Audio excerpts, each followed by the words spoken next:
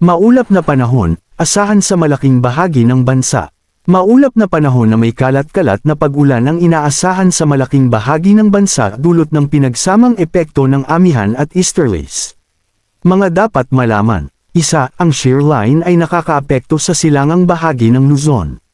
Maulap na panahon na may mga pag-ulan, pagkidlat at pagkulog ang inaasahan sa Bicol Region, Calabarzon, Mimaropa, Eastern Visayas, and Aurora.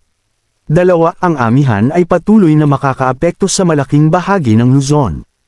Maulap na panahon na may mga pag-ulan ang inaasahan sa Metro Manila, Cagayan Valley, Cordillera Administrative Region, and the rest of Central Luzon ngayong gabi.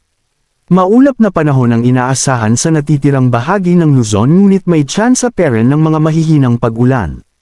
Tatlo, nakakaapekto ang easterlies o mainit na hangin galing sa Pasifiko sa ilang bahagi ng bansa. Makulimlim na panahon na may inaasahang kalat-kalat na pag-ulan at pagkidlat at pagkulog ang inaasahan sa Caraga at Davao Region. Maayos na panahon ang inaasahan sa natitirang bahagi ng bansa ngunit may tsansa pa rin ng mga pailan-ilang pag-ulan, pagkidlat at pagkulog. Apat, walang inaasahang panibagong bagyo na maaring direktang makaapekto sa ating bansa sa susunod na 2 araw. Ay ang mga impormasyon na nakasaad dito ay maaring magbago sa mga susunod na araw. Manatiling nakatutok sa Weather Balita para sa bago pang updates. Don't forget to subscribe. Thank you for watching.